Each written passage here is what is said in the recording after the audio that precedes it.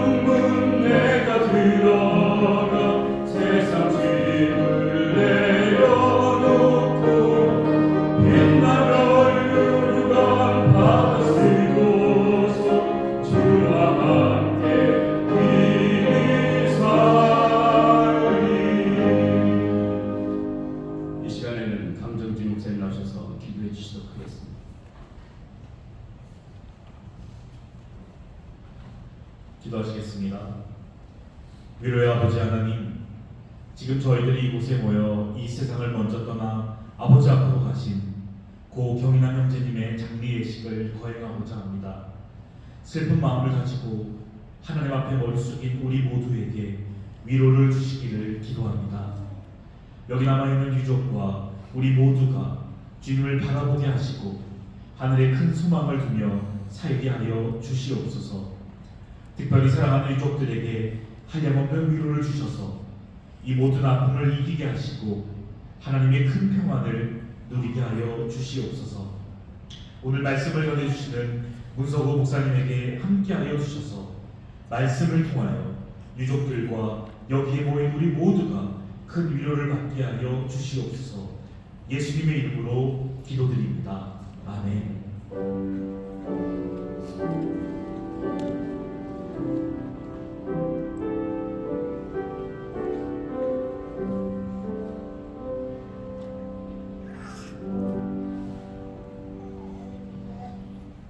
이 시간에는 사촌 형님 되시는 김범영 형제와 아내 되시는 분 정날이 우리 아내분의 조사가 순서대로 진행되시도록 하겠습니다. 먼저 우리 김범영 형제님 앞으로 나와주셔서 조사해 주시면 감사하겠습니다.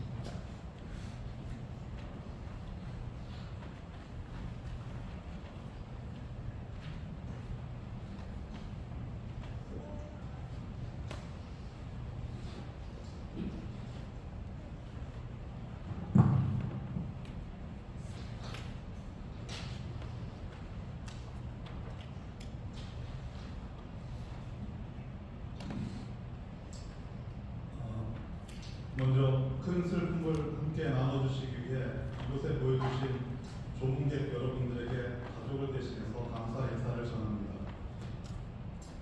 이제는 하느님 품 안에서 편히 쉬고 있을 희남이는 1986년 한국에서 태어나 중학교를 마치고 2000년대 초반 LA에 와서 학업을 마쳤습니다. 이후 여러 분야에서 다양한 경험을 쌓다가 요식업에서 적성을 찾았고 이 자리에 계신 많은 분들이 아시듯이 KB 아시안타운의 본부를 열어 번창케 했으며 그 외에도 다른 도식당을 휴스턴 지역에 시작하였습니다. 사업가 백종원을 좋아하였고 존경하였던 희남이에게 시간이 조금 더 주어졌다면 분명히 휴스턴의 백종원이 되어 한국 음식을 지역에 널리 알렸으리라 믿습니다. 희남이는 요리를 천직으로 받아들였고 식당 운영을 삶 자체로 받아들였습니다. 가족으로는 헌신적이고 이해심이 깊은 처정나리, 그리고 가끔 엉뚱하지만 유머 감각이 있고 노래를 즐겨 부르는 큰아들 로이, 모험심과 독립심이 강한 둘째 페이를 남겼습니다. 사촌형으로 희남이의 출생과 성장, 결혼을 지켜본 제가 희남이의 마지막 길을 배웅해 주어야 한다는 걸 믿을 수가 없습니다. 38년이라는 길지 않은 시간을 우리와 함께하고 가지만 희남이가 느꼈고 부딪혔고 배웠고 사랑했고 넘어서야 했었던 삶의 모든 순간들은 우리에게는 오랫동안 추억으로 남을 것이고 로이와 테리를 통하여는 보다 건강하고 풍요로운 새로운 삶으로 이루어질 거라 믿습니다. 살아 주님의 자비와 은혜를 느낄 수 있는 기회가 많이 없었으나 이제는 주님의 품 안에 안긴 희남이를 위해서 하느님의 자비와 사랑을 간구하는 기도를 올리며 이 편지를 마칩니다. 아멘.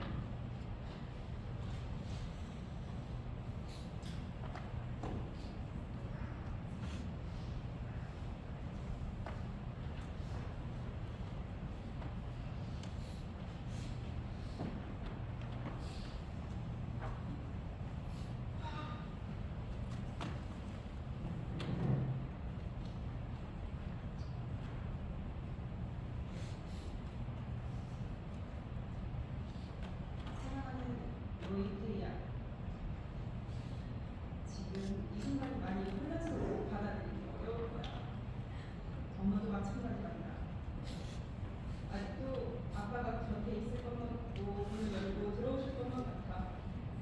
하지만 오늘은 네가 아빠를 위해 그리고 아빠가 우리에게 남겨주신 사랑을 기억하며 함께하는 날이다. 아들들아, 꼭 기억해 줬으면 해. 아빠는 너희를 너무나도 사랑하셨고 너희는 아빠의 가장 큰 기쁨이자 행복이었어.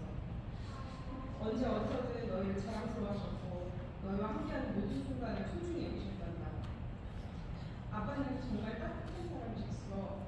항상 가족을 먼저 생각하고 주변 사람들을 배려하는 넉넉한 마음을 가지신 분이셨어. 어려운 사람을 보면 그냥 지나치지 못하고 함께 나누는 걸 정말 좋아하셨던 분이셨지. 아빠는 낚시도 좋아하고 캠핑도 좋아하고 축구도 정말 잘했었어. 특히 여행을 사랑하셨고 골프 치는 것도 행복해 하셨단다. 하지만 무엇보다 가장 행복했던 건 맛있는 음식을 만들어 가족과 친구들에게 나눠주는 일이었어. 아빠가 주방에서 요리할 때면 항상 행복한 미소를 짓고 계셨던 우리 엄마는 아직도 생생해. 그렇게 아빠는 작은 순간 하나하나를 소중하게 여기며 주변을 살피고 사랑을 나누는 사람이었다. 정말 슈퍼맨처럼 강하고 따뜻하고 멋진 사람이셨어. 아들들아, 엄마는 너희가 아빠처럼 멋진 사람이 되어주길 바래. 비록 아빠는 우리 곁을 떠났지만 아빠의 삶은 절대 사라지지 않아. 아빠가 너희에게 주었던 따뜻한 손길, 다정한 목소리, 자상한 눈빛, 그 모든 것들은 너희 마음속에 언제나 살아있을 거야. 너희가 앞으로 살아가면서 힘든 순간이 올 때, 주저하고 싶을 때 아빠라면 어떻게 했을까 하고 떠올려보면 분명 아빠는 용기를 내라고 포기하지 말라고 따뜻하게 응원을 해주셨을 거야. 엄마는 가끔 이런 생각을 해. 아빠가 우리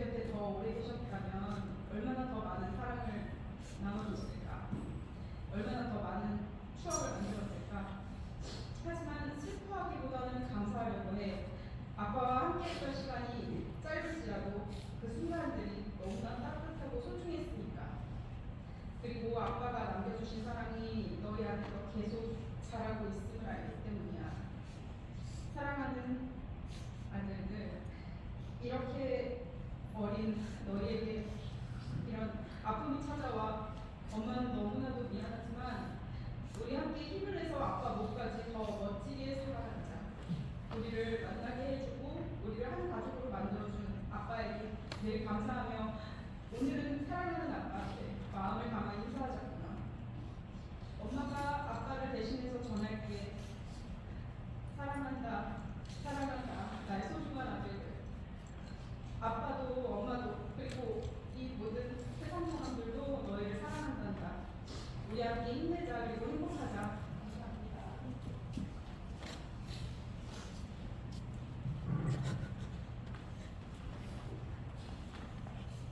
예, 이 시간에는 우리 친구를 내시는 김수진 집사님 나오셔서 조가해 주시도록 하겠습니다.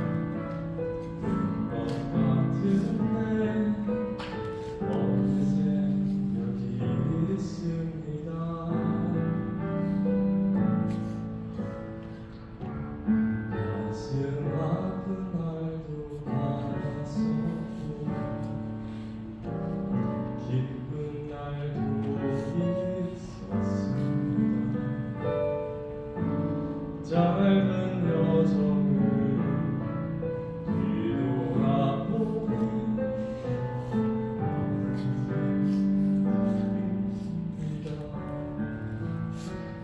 지금까지 나의 여정은 모두 하나님의 은혜라. 지금까지 나의 모든 여정 인도하셨네. 나의 남은 모든 여정은 모두 하나님께 맡기리라. 나의 모든 삶 마치는 날까지 웃으시리.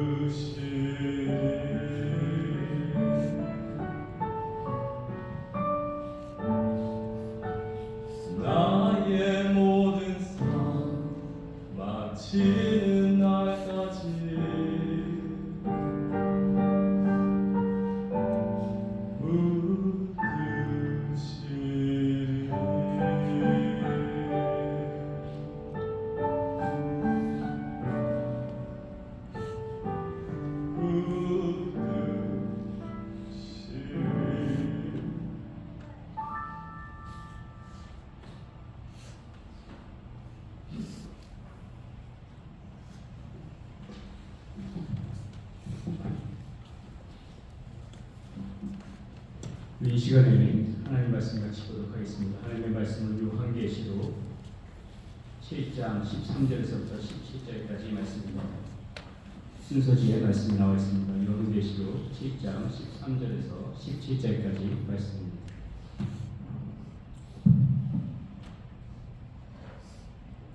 제가 읽도록 하겠습니다. 장로 중 하나가 응답하여 나에게 이르되 이 흰옷 입은 자들이 누구며 또 어디서 왔느냐. 내가 말하기를 내 주여 당신이 아시나이다 하니 그가 나에게 이르되 이는 큰 환란에서 나오는 자들인데 어린 양의 피에 그 옷을 씻어 희게 하였느니라.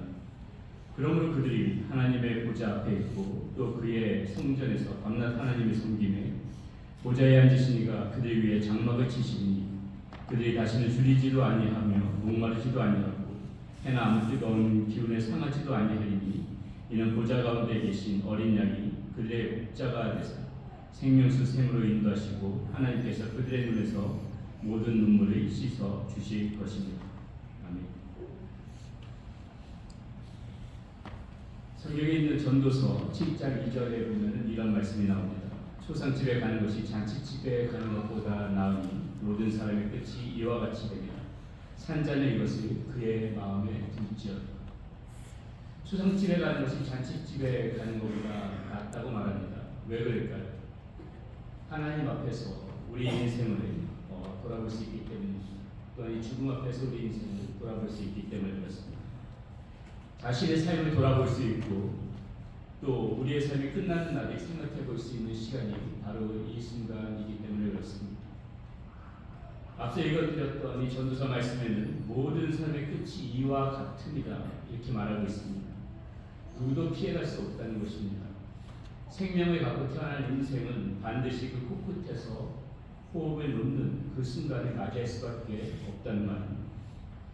그 연수가 어떤 분들에게는 조금 길 수가 있고 또 우리 희남형제처럼 조금 짧을 수도 있지만 정해진 우리의 인생의 연수가 다 하는 날 누구라도 할 것 없이 우리는 이 세상과 작별을 고려해야만 합니다.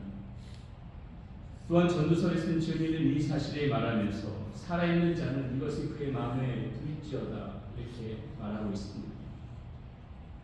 우리의 마음이 지금 무엇을 두라고 이야기하고 있는 것일까요? 인생이 이렇게 무상하고 죽음으로 모든 것이 끝나는 것이니 그냥 살았을 전에 죽일 거 다 죽이고 잘 먹고 잘 사는 것이 좋은 것이라고 지금 이 말을 우리에게 하고 있는 것이겠습니까? 그렇지 않지요. 성경은 우리의 인생이 그저 육신의 죽음으로 모든 것이 끝나는 것이 아니라고 이야기해주고 있습니다. 혹시나 이 자리에 계신 여러분들 중에서도 죽으면 모든 것이 끝이라고 생각하시는 분들이 계실지 모르겠습니다. 그러나 절대로 그렇지 않습니다. 죽음은 끝이 아니라 새로운 시작인 것입니다. 성경은 모든 인생은 죽음 이후에 영과 육으로 하나님 앞에서 반드시 부활할 것이라고 이야기해주고 있습니다. 그리고 새롭게 시작된 그 부활이 되어진 그 인생은 다시는 죽음을 겪지 않고 영원한 생명을 가지고 살아가게 되는데 그러나 그 영원한 생명의 길 가운데는 두 갈래길이 만날 것이라고 이야기해 주죠. 예수님께서는 그 두 길을 가리켜서 생명의 부활길이라고 말씀하셨고 또 한 길은 심판의 부활길이라고 말씀하셨습니다. 다른 말로 우리는 그것을 가지고 천국과 지옥이라고 이야기하기도 합니다. 자, 그렇다면 어떤 사람이 이 죽음 이후의 생명의 길을 취할 수 있겠습니까? 어떤 사람이 천국의 자리에 있을 수 있겠습니까? 성경은 그것을 명확하게 분명하게 말해주고 있는데 요한복음 3장 16절에서 예수님께서는 이렇게 말씀하셨습니다. 하나님의 세상을 이처럼 사랑하사 독생자를 주셨으니 이는 그를 믿는 자마다 멸망하지 않고 영생을 얻게 하려 하십니다. 또한 요한복음 5장 24절에서도 이렇게 말씀하십니다. 내가 진실로 진실로 너희에게 이르노니 내 말을 듣고 또 나 보내신 이를 믿는 자는 영생을 얻었고 심판이 이르지 아니하니 사망에서 생명으로 옮겼느니라. 어떤 사람이 이 생명의 부활을 누릴 수 있다고 이야기해주고 있습니까? 누가 천국의 자리에 거할 수 있다고 지금 말해주고 있습니까? 성경은 그 사실을 분명히 말해주는데 오직 예수 그리스도를 믿는 자, 예수 그리스도를 마음에 받아들인 사람만이 바로 이 생명의 부활 자리에 거할 수 있다고 이야기해 주고 있습니다. 저는 우리 신앙 형제에 대해서 잘 모릅니다. 지금까지 딱 2번 만났습니다. 한 번은 그가 운영하는 식당에서 만났습니다. 그때는 가볍게 인사만 하고 헤어졌습니다. 그리고 2번째는 그가 입원해 있던 병실에서였습니다. 방금 조가를 불렀던 우리 신앙 형제의 친구분이었던 우리 교회 김수진 집사님의 요청으로 병실에 방문했습니다. 신앙 형제는 오랜 시간 혼수 상태에 있다가 조금 의식을 찾은 뒤였습니다. 그리고 저는 조금 의식이 있는 그 신앙 형제에게 예수님을 찾을 것과 그리고 예수님을 믿고 기도할 것을 권해드렸습니다. 그리고 그분과 같이 기도했습니다. 만물의 생명을 주관하시는 하나님께서 이 신앙 형제의 병을 고쳐주시면 좋겠지만 혹이라도 그 생명을 하나님께서 걷어가신다면 바로 앞서 말씀드린 이 생명의 부활 자리에 그가 있어야 하기 때문이었습니다. 신앙 형제는 말은 못하였지만 그의 눈빛에서 예수님을 받아들임을 충분히 느낄 수가 있었습니다. 저는 신앙 형제가 지금 이 생명의 부활 자리에 있을 것이라고 믿습니다. 돌이켜보면 신앙 형제는 고등학교 당시 잠시 신앙생활을 했었다고 들었습니다. 이미도 하나님께서는 그때 신앙 형제를 만나 주셨을 것이라고 저는 생각을 하고 있고, 어쩌면 인생의 마지막 길에서 하나님께서 그 신앙 형제를 불쌍히 여기고 긍휼히 여겨주셔서 부족한 저를 통하여 그 병실에 가게 하셨고 다시 한번 복음을 전하려고 믿음의 길로 인도해 주신 것이 아닌가 그렇게 생각이 되어집니다. 모든 것이 우연은 아니라 하나님께서 다 인도해 주신 길이라고 저는 믿습니다.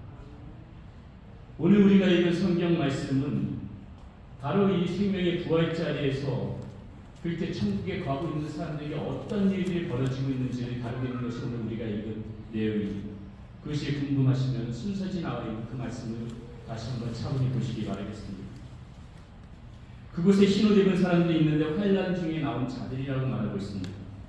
그리고 그 흰옷은 어린 양의 피에 씻어져서 시게 되어진 옷이라고 말하고 있습니다. 환난 중에 나왔다 함은 이 세상과의 이별을 의미합니다. 그리고 어린 양의 피에 씻어져서 희게 된 옷이라 함은 살아생전 이렇게 예수님을 믿음으로 받아들인 사람들을 의미합니다. 다시 말해서 우리 경인함 형제님은 지금 그곳에서 흰옷 입은 사람 중에 있다는 것입니다. 이 흰옷 입은 사람들은 어떻게 될까요? 이 책을 기록한 요한이 환상 중에 본 모습을 이뤘습니다. 그들이 하나님의 보좌 앞에서 하나님을 섬기고 있다고 말합니다. 그리고 하나님께서는 그들 위로 장막을 치신다고 이야기하고 있죠. 장막 안에 있는 그 사람들은 더 이상 줄이지도 목마르지도 않을 뿐더러 어떠한 해나 아무 뜨거운 기운도 그들이 상하지 못하게 하고 있다고 이야기해 주고 있습니다. 뿐만 아니라 우리 주님께서는 그들을 인도하시는데 어디로 인도하시는가 하면은 더 이상 죽음이 없는 바로 영원한 삶, 기쁨과 감사와 이 세상에 어떤 것도 맛볼 수 없는 그런 아주 충분한 기쁨이 있는 그런 생명수생으로 인도하고 있다고 이야기해 줍니다. 그리고 그들의 눈에서 눈물이 닦아주시는데 그것은 너는 더 이상 아픔도 슬픔도 외로움도 없을 것이라는 그런 약속의 의미로 눈물을 닦아주고 있는 우리 주님의 모습을 볼 수가 있습니다. 사랑하는 여러분, 바로 이 장면, 이 모습이 생명의 부활자리에 살아가는 사람들이 누리는 그러한 축복입니다. 그러한 기쁨입니다.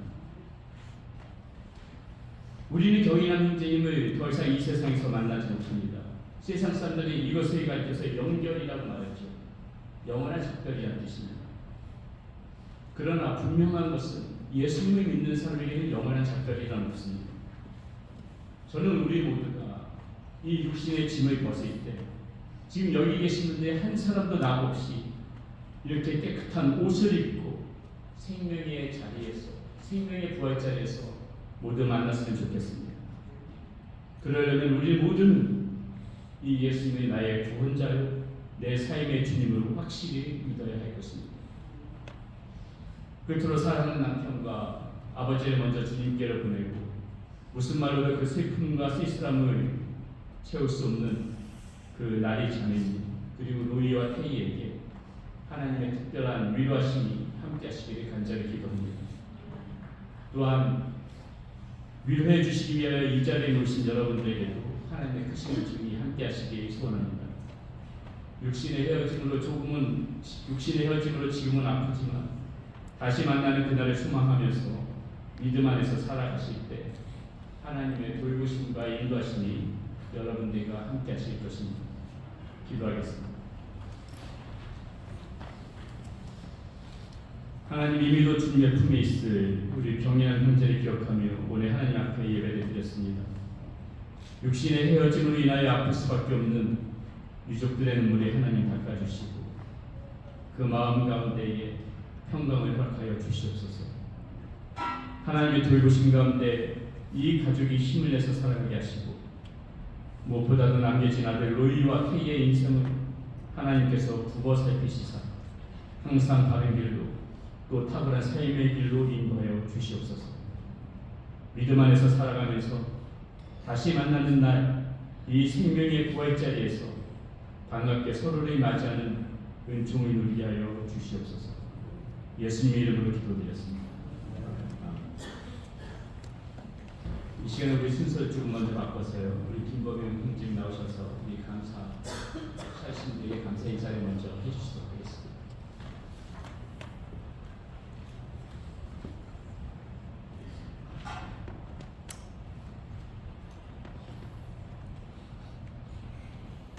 희남이 천국 가는 길에 배웅을 나와주신 조문객 여러분 모두에게 가족과 함께 큰 감사의 인사를 전합니다. 오늘 이 자리 이 순간을 오랫동안 기억에 남기시고 멀지 않은 날 하늘나라에서 희남이 만날 때까지 평화로 소중하게 건강하게 행복하게 사시기를 바랍니다. 그리고 일정이 모두 마치고 나가시면은 식장 다른 공간에 음식 마련되어 있다 하니까 모두 함께 나눠주시고 하시면 진심 감사합니다.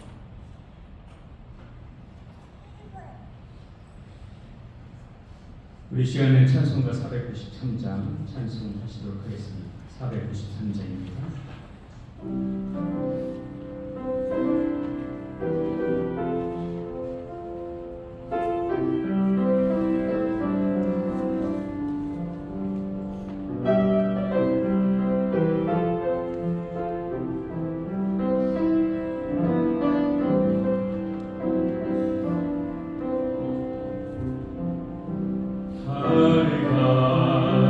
밝은 길이 내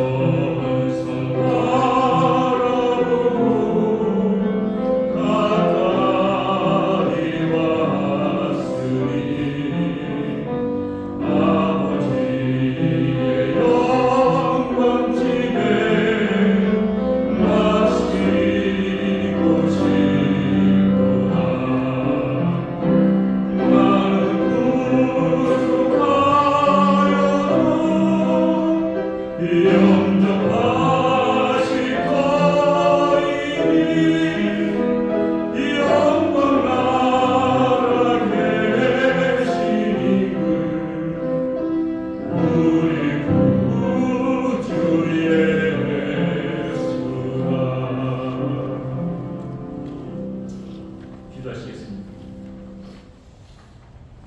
이제는 우리 주 예수 그리스도의 은혜와 우리 하나님의 크신 사랑과 성령님의 위로하심을 함께 하시니 이제 육신의 헤어짐을 인하여 슬퍼하는 이런 모든 유족들의 그 삶과 우리 자녀들의 그 삶 가운데 또 이 자리에 위하여 모인 모든 우리 사랑하는 형제 자매님들 가운데 함께하여 주시기를 우리 주 예수 그리스도의 이름에 받들어 간절히 축원드려옵나이다.